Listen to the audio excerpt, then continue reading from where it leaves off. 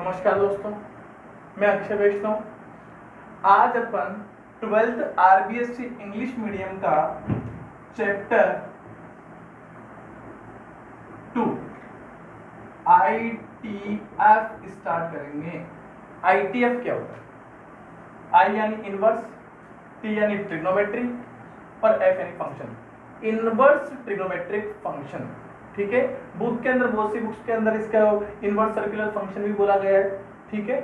तो चैप्टर का नाम है इनवर्स ट्रिग्नोमेट्रिक फंक्शन या इनवर्स सर्कुलर फंक्शन, ठीक है। बहुत ही अच्छा चैप्टर है। बोर्ड एग्जाम के अंदर ये 3 मार्क्स का चैप्टर, एक क्वेश्चन 1 मार्क्स का आता है, एक क्वेश्चन 2 मार्क्स का आता है। अब देखो, फंक्शन के इनवर्स की बात हो रही है। पहली बात किसकी बात हो रही है कि किसी भी फंक्शन का आपको क्या निकालना है, इनवर्स।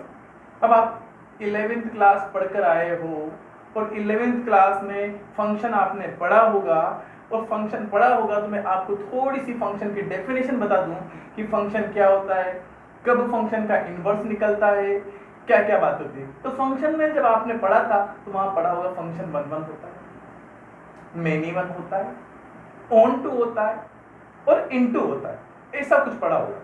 वहां पे आपने देखा था कि अगर कोई भी फंक्शन है, उस फंक्शन को अगर वो कैसा है 1 1 ऑन टू फंक्शन है तो इनवर्स एग्जिस्ट करेगा, वरना इनवर्स एग्जिस्ट नहीं करेगा।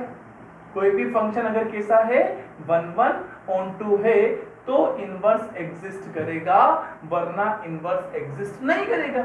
अब मुझे क्या बताना है कि कौन सा फंक्शन 1 1 है और कौन सा ऑन टू है। मुझे बताना है कि इनवर्स एग्जिस्ट करेगा कि नहीं करेगा। अब कौन से फंक्शन का आप इनवर्स निकाल रहे हो? ट्रिग्नोमेट्रिक फंक्शन का। कौन से फंक्शन का निकाल रहे हो? ट्रिग्नोमेट्रिक फंक्शन का। क्या इनका इनवर्स निकाला भी जा सकता है कि नहीं निकाला जा सकता? भाई चैप्टर का नाम है इनवर्स ट्रिग्नोमेट्रिक फंक्शन, तो पहली बात तो ये पता होना चाहिए कि इन फंक्शंस का इनवर्स भी निकाला जा सकता है कि नहीं निकाला जा सकता। तो सबसे छोटी सी बात, अगर मैं पहला ट्रिग्नोमेट्रिक फंक्शन y इक्वल लेता हूं sin x, तो मुझे बताना है कि क्या sin x 1 1 ऑन टू है। तो 1 1 क्या होता है कि अगर कोई भी फंक्शन में हर एक एलिमेंट अलग अलग एलिमेंट्स के साथ रिलेशन रखे, मतलब x का हर एक एलिमेंट y के अलग अलग एलिमेंट्स के साथ रिलेशन रखे तो 1 1। और ऑन टू क्या होता है कि y का भी हर एक एलिमेंट x के एलिमेंट्स के साथ क्या करे, इनवर्स रिलेशन रखे, तो फंक्शन ऑन टू होगा। मतलब y में कोई भी एलिमेंट खाली नहीं होना चाहिए। ऐसी बातें पढ़ी होगी कि ये कोई फंक्शन है जो मान लीजिए सेट A से सेट B में डिफाइन है, ऐसा था 1 2 3 4 ले लूं, A B C D ले लूं, ठीक। मैंने कहा इसने इसके साथ रखा है, इसने इसके साथ रखा है, इसने इसके साथ रखा है और इसने इसके साथ रखा है, तो मैं बोलूंगा कि ये फंक्शन सेट A से सेट B में दे रखा है। इस फंक्शन में सेट A के हर एक एलिमेंट, मतलब सेट A क्या है, डोमेन। सेट A क्या है, डोमेन होता है। तो सेट A का हर एक एलिमेंट किसके साथ रिलेशन रख रहा है, सेट B के साथ। जिस सेट के साथ रिलेशन रखते हैं उसको क्या बोलते हैं, कोडोमेन। आई बात समझ में? तो सेट A का हर एक एलिमेंट किसके साथ रिलेशन रख रहा है, सेट B के एलिमेंट के साथ। और कैसा निकला है, अलग अलग डिफरेंट रिलेशन। हर एक एलिमेंट का एक अलग रिलेशन है। A का B के साथ है, 2 का C के साथ है, 3 का D के साथ है, 4 का A के साथ है। मतलब कोई भी एक 2 एलिमेंट ऐसे नहीं है जो एक ही के साथ रिलेशन रखे। अगर 2 एलिमेंट एक के साथ रखते तो मेनी 1 हो जाता। हर एक एलिमेंट एक एक के साथ रख रहा है, इसका मतलब कैसा होगा, 1 1 होगा। तो फंक्शन कैसा है, 1 1। दूसरी चीज ऑन टू और इनटू में क्या पढ़ा था कि अगर कोई भी B सेट B है तो कोडोमेन सेट B का हर एक एलिमेंट B A के एलिमेंट्स के साथ इनवर्स रिलेशन रखे, प्रतिलोम जिसको हिंदी में बोलते हैं, इनवर्स रिलेशन रखे। मतलब B A का इनवर्स कौन है, रिलेशन 4 के साथ, B का इनवर्स 1 के साथ, C का इनवर्स और B का इनवर्स। मतलब सेट B में कोई एलिमेंट खाली नहीं है।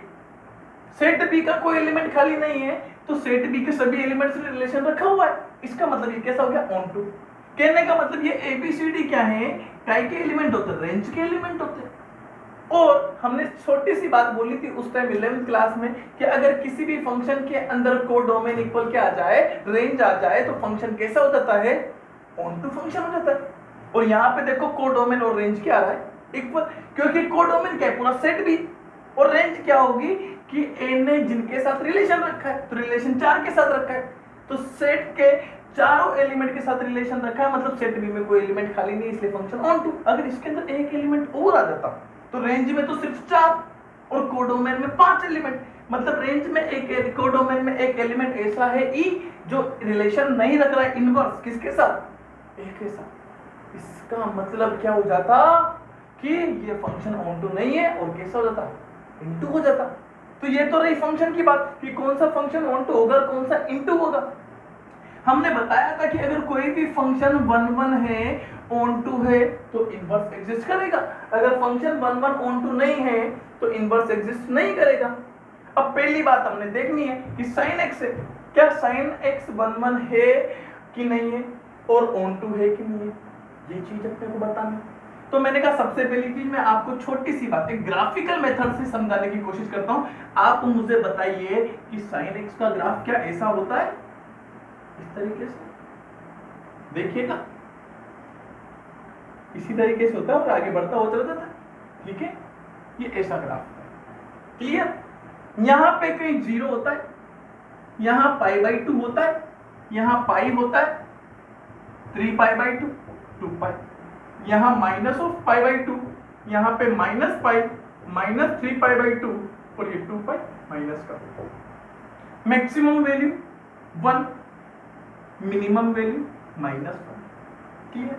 अब मुझे बताना है कि फंक्शन कैसा है, 1 1 है कि ऑन टू। आगे जाके देखो क्या आएगा, यहाँ पे देख लेना, यहाँ पे 5π/2 हो जाएगा, ठीक। अब देखो sin x दे रखा है, तो y इक्वल sin x कोई फंक्शन है, मैं x की डिफरेंट वैल्यू रखूंगा, मुझे y की डिफरेंट वैल्यू मिलेगी, हाँ या ना। मतलब मेरे लिए x कौन काम करेगा, ये पूरी एक्सिस, रियल एक्सिस, और y काम करेगा पूरा y एक्सिस, ये पूरा y तो है, क्लियर। मतलब ये x है और ये y, तो मैं x की वैल्यू रखूंगा तो x की वैल्यू मिनिमम क्या रख सकता हूँ, -∞, और y की मैक्सिमम वैल्यू क्या रख सकता हूँ, ∞। और जिसकी वैल्यू रखते हैं वो क्या होता है, डोमेन होता है। तो इसका डोमेन कितना हुआ, पहली बात तो ये बताइए, डोमेन हो गया -∞ से +∞ तक, मतलब मैं डायरेक्टली r लिख सकता हूँ। आप मुझे बताइए कोडोमेन क्या हो जाएगा, कोडोमेन तो पूरा r होगा ना, लेकिन कोडोमेन के चक्कर में आप मुझे बताओ पहले रेंज क्या होगी, रेंज मैंने कहा मैक्सिमम वैल्यू कितनी देगा 1, मिनिमम वैल्यू कितनी देगा -1, तो क्या दे रहा है -1 से 1 के ही बीच में तो वैल्यू देगा पूरा sin x हमेशा फंक्शन। हाँ, यहाँ पे कुछ वैल्यू देगा, यहाँ पे कुछ y की आएगी, यहाँ पे कुछ आएगी, इस तरीके से y की अलग अलग वैल्यू मिलती जाएगी। तो इस तरीके से मुझे क्या मिलेगी, जितनी भी वैल्यू मिलेगी वो सारी वैल्यू क्या मिलेगी, 1 से -1 के बीच में, हाँ या ना, और सबके बीच में मिलेगी, तो ये क्या होगा, रेंज। और ऐसा कोई पॉइंट नहीं होगा जहां पे वैल्यू नहीं मिले, चाहे आप इस पॉइंट पर देख लो, यहाँ पर भी कुछ न कुछ वैल्यू मिलेगी, देखो इस ग्राफ के साथ टकरा रहा है। यहाँ पे देख लो कि जैसे कि मैं देखना चाह रहा हूँ कि यहाँ पे भी कुछ न कुछ वैल्यू मिलेगी, मतलब जितनी भी वैल्यू आएगी -1 से 1 के बीच में आनी है, ये फिक्स है। अब दूसरी बड़ी बात, फंक्शन 1 1 और ऑन टू कैसे चेक करना होता है, ये बड़ी बात है।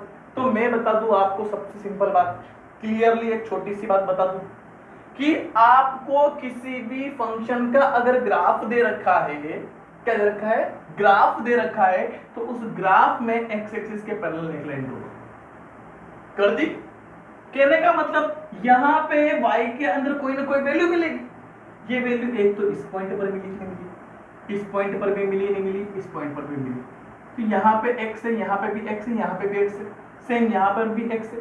आप क्या देख रहे हो कि इस y की जो एक वैल्यू है, मान लो कोई भी थोड़ी देर के लिए 0.5, ठीक। अब 0.5 या 1/2 में बोल सकता हूँ, मानो कि 1/2 मिली। अब 1/2 मुझे इस पॉइंट पर भी मिली, 1/2 इस पॉइंट पर भी मिली, 1/2 यहाँ पे भी मिली, 1/2 यहाँ पर भी मिली। मैंने क्या देखा कि y की एक वैल्यू 1/2 x की कितनी वैल्यू पर मिली, कहीं पर 1 2 3 4 दिखी, 1 2 3 4, हो सकता है आगे भी कोई आ जाए। तो मैंने कहा कि x के 4 एलिमेंट्स ने y के एक एलिमेंट्स के साथ रिलेशन रखा, इसका मतलब क्या हुआ कि 4 का 1 के साथ मतलब मेनी 1। अच्छा, और ये फंक्शन कैसा हुआ? मेनी 1 हुआ। क्लियर? बात समझ में कि ये फंक्शन कैसा हुआ? मेनी 1 हुआ। और ये फंक्शन अगर मेनी 1 हुआ तो आपके दिमाग में पहली बात स्ट्राइक करी कि सर ये फंक्शन अगर मेनी 1 है तो इसका तो इनवर्स एग्जिस्ट नहीं करता। मैंने कहा हाँ, और सर इसका इनवर्स एग्जिस्ट नहीं करता तो फिर आप इनवर्स ट्रिग्नोमेट्रिक फंक्शन क्यों पढ़ा रहे हो? दिमाग में क्वेश्चन आया कि नहीं आया आपके कि अगर इस फंक्शन का sin x का इनवर्स नहीं निकल सकता तो फिर हम इनवर्स ट्रिग्नोमेट्रिक फंक्शन पढ़ ही गलत रहे। इस चैप्टर का नाम ही इनवर्स ट्रिग्नोमेट्री गलत है। ऐसा क्वेश्चन उठता है। अच्छा, बिल्कुल सही बात है। एक्चुअल में सभी ट्रिग्नोमेट्रिक फंक्शन 1 1 on 2 होता ही नहीं है, उनका इनवर्स एग्जिस्ट करता ही नहीं है। मैं आपको बता दूं, किसी भी ट्रिग्नोमेट्रिक फंक्शन का इनवर्स एग्जिस्ट करता ही नहीं है। अगर मैं पूरे डोमेन R की बात करूं तो क्लियर। अब 11th क्लास के अंदर आपने देखा होगा, वहां पे क्वेश्चन किए होंगे फंक्शन के, अगर अच्छे से पढ़ी है, मेहनत से किया हुआ है तो आपने कहा होगा कि sin x जो फंक्शन है ये मेनी 1 है और ऑन2। दिमाग में क्वेश्चन आया, सर ऑन2 कैसे? मेरे कहा देखो y की जितनी भी वैल्यू है, y की जितनी भी वैल्यू है, हाँ वो कहाँ है? -1 से 1 के बीच में।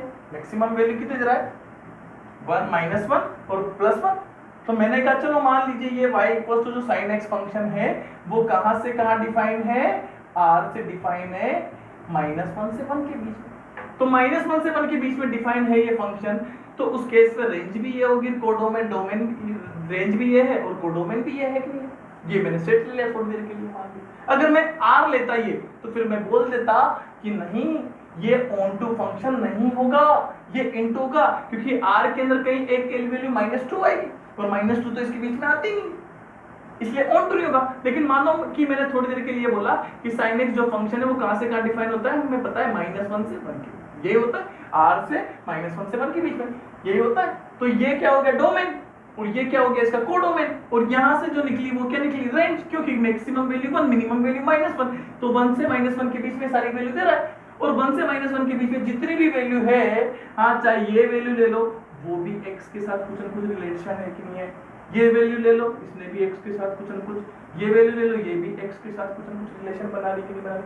मतलब y की हर एक वैल्यू x के साथ इनवर्स रिलेशन बना रही है। इस वजह से फंक्शन ऑन2 तो है। कब है? जब फंक्शन R से इस सेट के अंदर। क्लियर? अगर R से R होता तो इनटू होता, लेकिन हम जानते हैं ट्रिग्नोमेट्रिक फंक्शन sin x कहां से कहां डिफाइन होता है? R से -1 से 1 के बीच में। हमने 11th क्लास में पढ़ाया हुआ है पूरा। क्लियर? लेकिन हमने देखा कि चलो ठीक है ऑन2 तो है, पर सर 1 1 नहीं है तो इनवर्स तो एग्जिस्ट नहीं करेगा। मैंने कहा हाँ बिल्कुल इनवर्स एग्जिस्ट नहीं करेगा। अब इनवर्स एग्जिस्ट नहीं करेगा तो फिर इनवर्स कैसे निकालें? तो पहले मैं आपको बता दूं, एक बार फिर वापस समझते हैं कि जो sin x फंक्शन है वो कहां से कहां डिफाइन होता है? R से डिफाइन होता है -1 से 1। ये इसका डोमेन है, ये इसका कोडोमेन है और ये sin x का ग्राफ। मैं वापस से बना रहा हूं, वापस से बहुत अच्छे से एक एक चीज को मैं बहुत ही ध्यान से और एक एक कॉन्सेप्ट के साथ। इतना कॉन्सेप्ट के लिए कोई नहीं पढ़ाएगा, मैं बता दूं आपको। ये मिनिमम वैल्यू -1 और ये मैक्सिमम वैल्यू 1। क्लियर? आपने चेक कर लिया कि ये कहां मिलेगा? -π/2 पर और ये π/2। आपने देख लिया कि ये फंक्शन 1 1 ऑन2 नहीं है, इनवर्स एग्जिस्ट नहीं करेगा, लेकिन मैं फिर भी इनवर्स ट्रिग्नोमेट्रिक फंक्शन पढ़ रहा हूं, मतलब मुझे इनवर्स तो निकालना है। क्लियर? अब 11th क्लास में एक क्वेश्चन आया था, आपको याद होगा कि कोई भी फंक्शन है, ये मान लीजिए कैसा है? मेनी 1 ऑन2 है, तो इस फंक्शन को 1 1 ऑन2 में कन्वर्ट करो। अगर इसके डोमेन और रेंज को डोमेन और कोडोमेन को चेंज कर दे तो हाँ तो हो सकता है। तो मैंने क्या किया कि इसके लिए इस फंक्शन का क्या चेंज कर दिया? डोमेन चेंज कर दिया। और डोमेन चेंज कर दिया तो मैंने डोमेन क्या ले लिया? -π/2 से π/2। अब मैं चाहूं तो कोई भी ले सकता हूं, लेकिन देखो एक फिजिकली क्या होता है, -π/2 से π/2 क्यों लेते हैं कि यहां से मैंने देखा तो मैं एक आसानी से पता लगा सकता हूं कि यहां से फंक्शन ने एक बार इंक्रीज होना स्टार्ट किया और यहां तक इंक्रीज हो रहा है।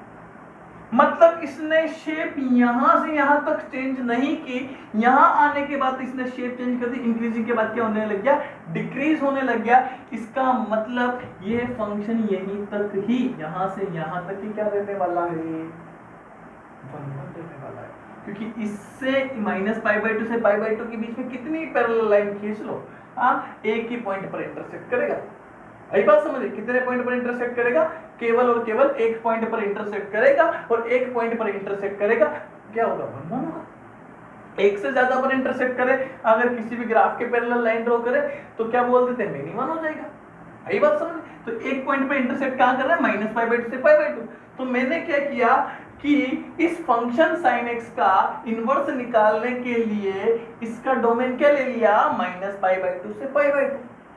और जैसे ही मैंने इसका फंक्शन का डोमेन -π/2 से π/2 लिया, तो मैंने कह दिया कि सर वास्तव में इसका इनवर्स एग्जिस्ट करता है, क्योंकि ये फंक्शन कैसा हो गया, 1 1 और ऑन 2 हो गया, क्योंकि -1 से 1 के बीच में तो ये फंक्शन डिफाइन है पूरी तरीके से, ऑलरेडी ऑन 2 है, चाहे कुछ भी हो।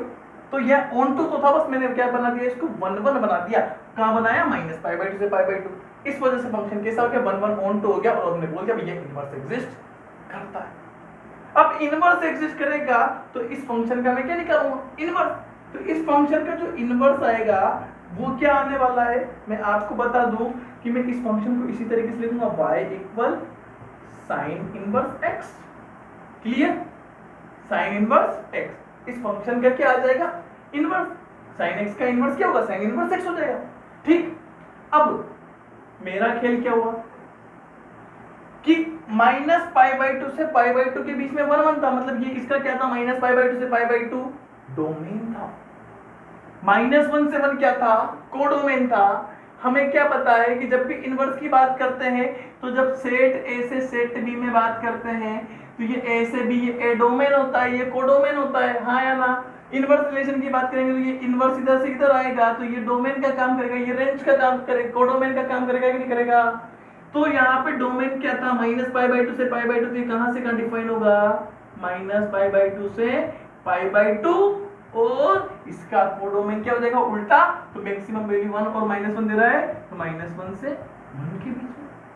ठीक, ये इसका क्या हो गया, डोमेन हो गया, ये इसका क्या हो गया, डोमेन, और ये क्या हो गया, इसकी रेंज।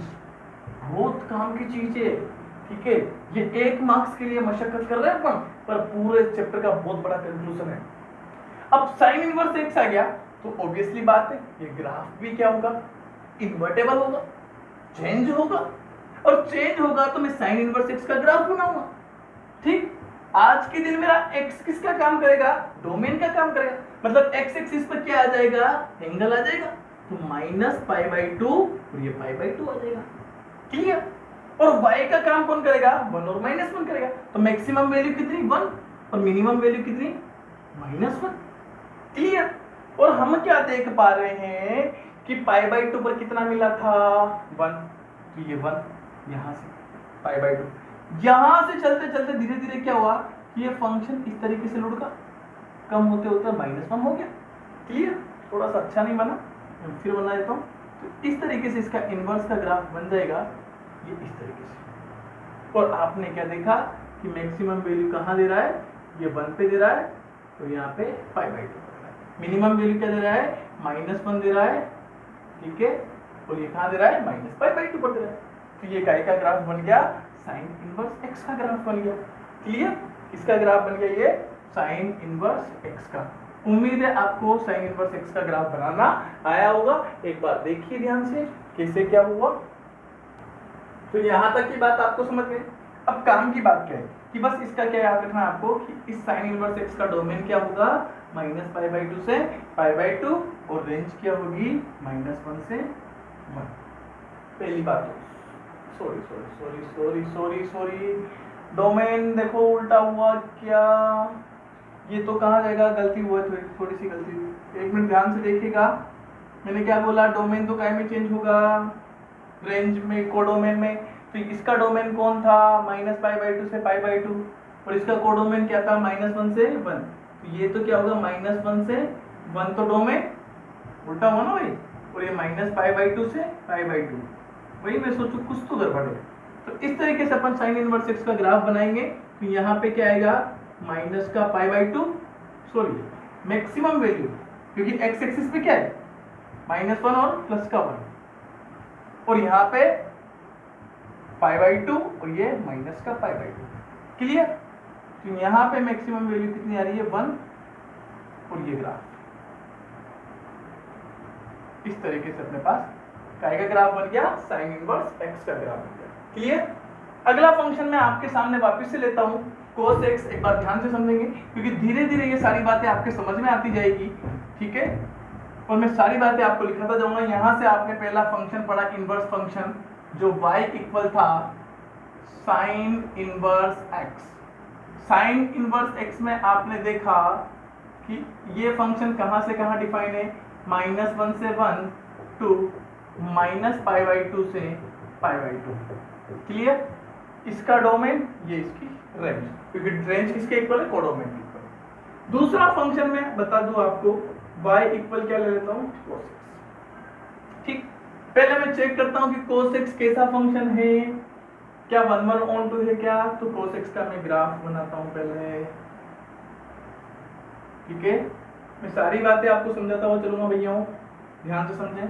यहाँ पे क्या होता है, माइनस का π/2, यहाँ पे π/2, यहाँ पे 0 याद है आपको, यहाँ पे पाई 3π/2, ठीक है। यहाँ पे माइनस का पाई, यहाँ पे -3π/2। ठीक है, मैंने कहा फंक्शन में 1/(1/2) है कि नहीं है। तो सबसे पहली बात, मैक्सिमम वैल्यू वही 1 देगा और मिनिमम वैल्यू -1 देगा। क्लियर? मैंने कहा मान लीजिए फंक्शन कहां से कहां डिफाइन होगा, तो ये पूरा r x एक्सिस पे क्या चल रहा है, मिनिमम वैल्यू इधर -∞ से चलेगा मैक्सिमम इनफाइनाइट तक। तो ये पूरा r है कि नहीं है, डोमेन x एक्सिस है। रेंज क्या होगी या कोडोमेन क्या होगा इसका, तो देखो मैंने कहा ये फंक्शन ऑन टू के लिए मैं क्या ले लूं, -1 से 1 ले लूं वापस। क्लियर? तो ये इसकी रेंज देगी। क्लियर? ताकि मैंने बढ़ा। अब ये फंक्शन क्या 1/1 है कि नहीं है, तो इसके लिए मैं क्या करूंगा, x एक्सिस के पैरेलल एक लाइन ड्रॉ करूंगा। एक लाइन ड्रॉ करने के बाद अगर मुझे केवल और केवल एक इंटरसेक्टिंग पॉइंट मिलेगा तो मैं बोलूंगा 1/1। अगर एक से ज्यादा इंटरसेक्टिंग पॉइंट मिलेंगे तो मैं बोलूंगा मिनिमम। कितने इंटरसेक्टिंग पॉइंट मिले, 2। तो इसका मतलब फंक्शन कैसा हुआ, मिनिमम। और फंक्शन अगर मिनिमम हुआ तो आप बोल दोगे कि नहीं बोल दोगे कि सर कुछ तो लोचा है, इस फंक्शन का तो इनवर्स एग्जिस्ट नहीं कर सकता। मैंने कहा इनवर्स एग्जिस्ट नहीं कर सकता तो डोमेन को क्या कर देंगे, चेंज करेंगे। तो किसी बच्चे ने कहा कि सर हाँ कर देते वापस -π/2 से π/2। मैंने कहा चलो ठीक है, आपकी बात मानते। मैंने -π/2 से कर्व पे चलना स्टार्ट किया, 0 तक तो बढ़ा और 0 के बाद क्या हुआ, डिक्रीज हुआ। तो या तो सर -π/2 से π/2 ले लो ना। मैंने कहा फिर एक काम करें, -π से ले लेते हैं, यहाँ से भी इंक्रीजिंग इंक्रीजिंग इंक्रीजिंग इंक्रीजिंग और लास्ट तक इंक्रीजिंग। तो सर -π से 0 भी चल सकता है, तो सब पूरा ही माइनस में चल जाएगा। तो चाहे तो अपन ऐसा भी कर सकते हैं, क्या देखो 0 से चले तो 0 से डिक्रीज होना स्टार्ट किया, मैक्सिमम कहां तक डिक्रीज हुआ, पाई तक। पाई के बाद क्या होगा, इंक्रीज होगा। तो देखो कर्व ने शेप कहां चेंज नहीं की, -π से 0 पर भी नहीं की और 0 से कहां नहीं करी, पाई पर भी कर्व ने शेप चेंज नहीं करी, क्योंकि यहाँ डिक्रीजिंग था तो डिक्रीजिंग और एक बार इंक्रीजिंग था यहाँ पे इंक्रीजिंग। कर्व ने शेप कहां चेंज करी, यहाँ करी, फिर यहाँ करी, फिर यहाँ करी, यहाँ जाके कर्व शेप कर चेंज करा। तो यहाँ से यहाँ तक फंक्शन 1/1, यहाँ से यहाँ तक भी फंक्शन कैसा है 1/1। लेकिन देखो फिजिकली अपन क्या लेंगे, क्या सारी चीजें अगर पॉजिटिव मिल रही तो पॉजिटिव ले लो। उसमें आधा पॉजिटिव आधा नेगेटिव था, -π/2 से 0 तक पॉजिटिव और 0 से π/2 तक नेगेटिव था। इस वजह से हमने आधा आधा ले लिया कि मैं -π/2 से π/2 तक। यहाँ पे पूरा पॉजिटिव कहाँ मिल रहा है, 0 से π। तो मैं क्या करूंगा कि ये फंक्शन क्या कर दूंगा कि 0 से π के बीच में फंक्शन 1/1 है और 0 से π के बीच में फंक्शन 1/1 है, तो इनवर्स एग्जिस्ट करेगा। और इनवर्स एग्जिस्ट करेगा तो मैं जो फंक्शन निकालूंगा इनवर्स में वो निकलेगा y cos inverse x।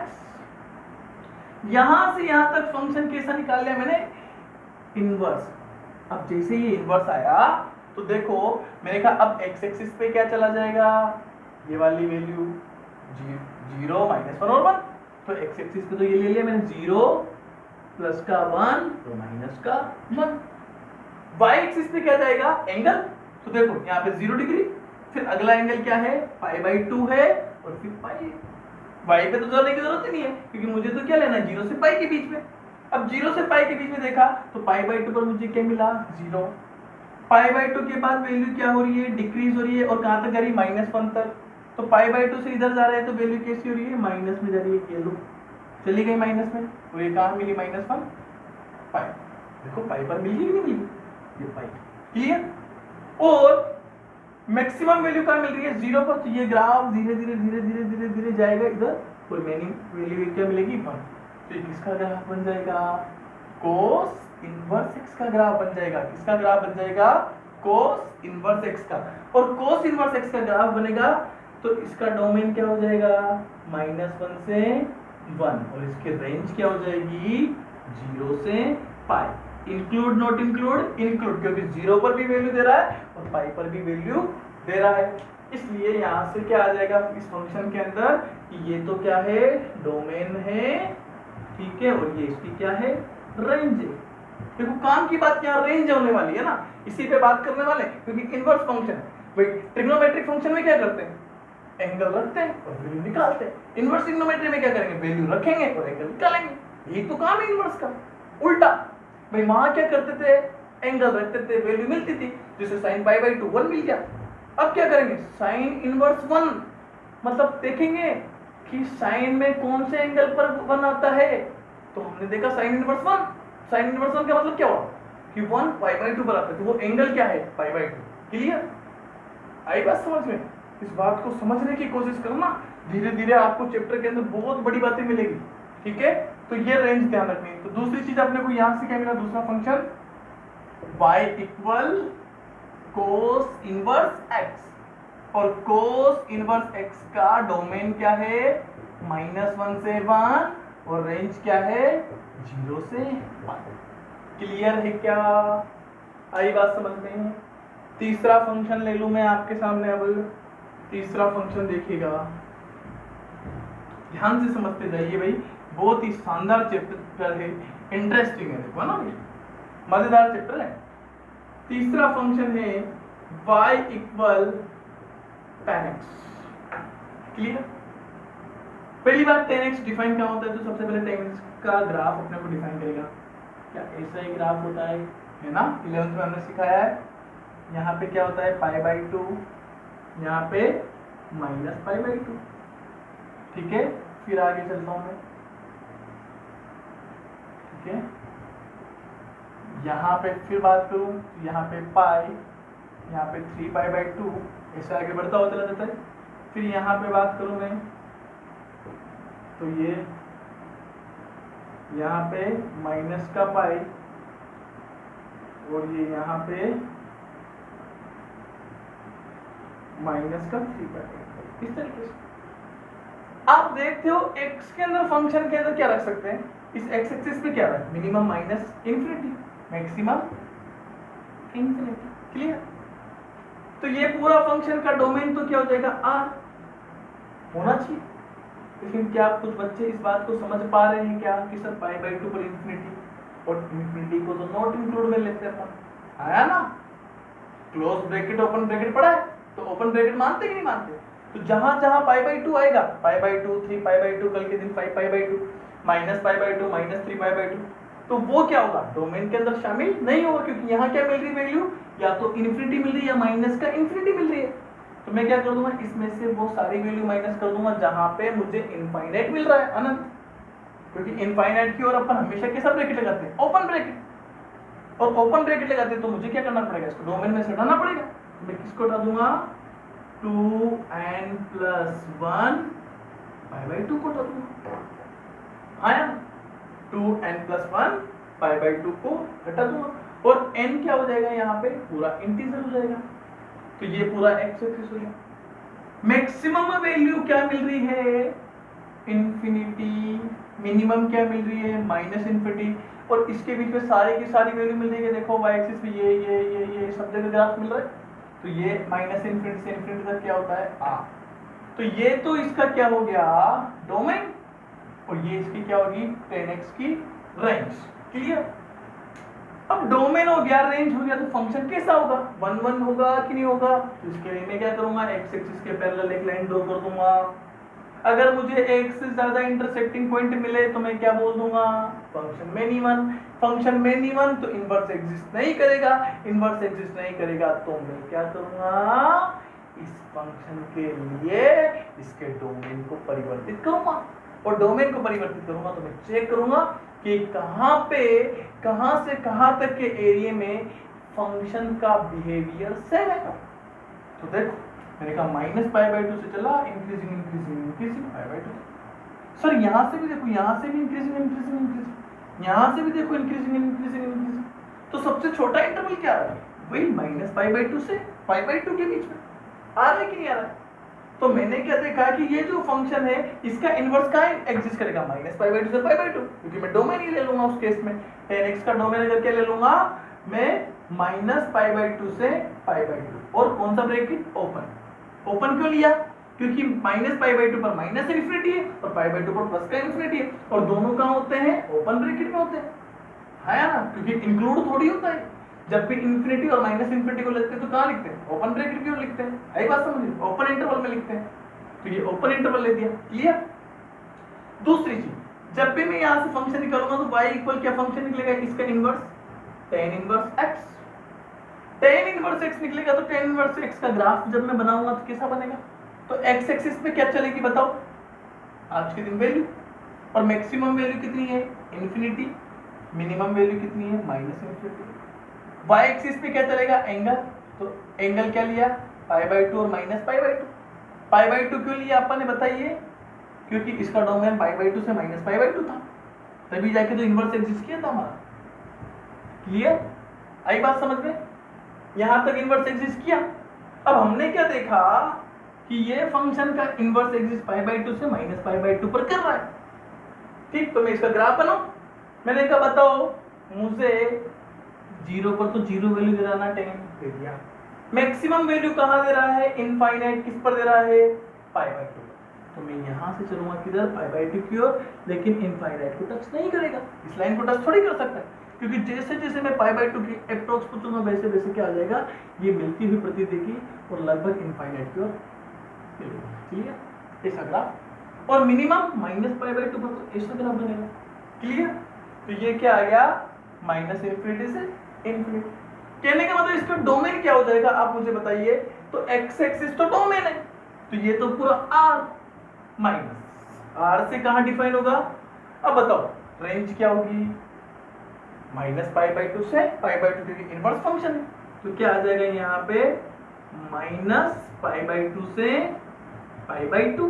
Include not include, क्योंकि π/2 पर इन्फिनिटी और -π/2 पर क्या आया, -इन्फिनिटी आया, और दोनों की और कौन सा इंटरवल लगता है, ओपन, इसलिए ओपन लगा दिया, क्लियर। तो तीसरी इंपॉर्टेंट चीज यहां से हमने क्या सीखी कि तीसरा फंक्शन, इनवर्स फंक्शन क्या देखा, trigonometric function y equal tan inverse x। tan inverse x कहां से कहां डिफाइन है, r से डिफाइन है, ओपन इंटरवल में -π/2 से π/2, ठीक। अब देखो अभी तक हमने कितने फंक्शन पढ़ लिए, तीन ट्रिग्नोमेट्रिक फंक्शन पढ़े, sin x cos x tan x, तीनों ही फंक्शन 1 1 ऑन टू नहीं थे, इनवर्स एग्जिस्ट नहीं करता था, इस वजह से हमने उसके डोमेन को चेंज किया, और डोमेन को चेंज करके क्या बनाए, फंक्शन पहले 1 1 ऑन टू बनाए, उसके बाद क्या किया, 1 1 ऑन टू बनने के बाद हमने उनका इनवर्स निकाला, और इनवर्स निकाला तो इनवर्स एग्जिस्ट कर गया। जैसे इनवर्स एग्जिस्ट किया तो उन फंक्शंस का हमने क्या निकाल लिया कि इनवर्स कहाँ निकल रहा है, जिस जगह निकल रहा है वहां पे डोमेन और रेंज निकाल ली, और ये जो रेंज है इन तीनों इनवर्स ट्रिग्नोमेट्रिक फंक्शन की, यही हमारे लिए काम की, तीनों इनवर्स ट्रिग्नोमेट्रिक फंक्शन की इनवर्स जो रेंज है यही हमारी काम की है, क्योंकि आने वाले टाइम में ये काम आने वाली है, ठीक है। तो बाकी 3 फंक्शन अपन कल पढ़ेंगे, ठीक है। इन्हीं फंक्शंस को एक बार देखिएगा, अच्छे से समझिएगा, और तीनों जो बाकी फंक्शन है sec x, cosec x और cot x, इन तीनों के इनवर्स निकालने की कोशिश करना, और बाकी कल अपन इसको यहीं से आगे बढ़ाएंगे, ठीक है। बाकी हंसते रहिए, मुस्कुराते रहिए, देखते रहिए मैथमेटिक्स का show. Okay then next video.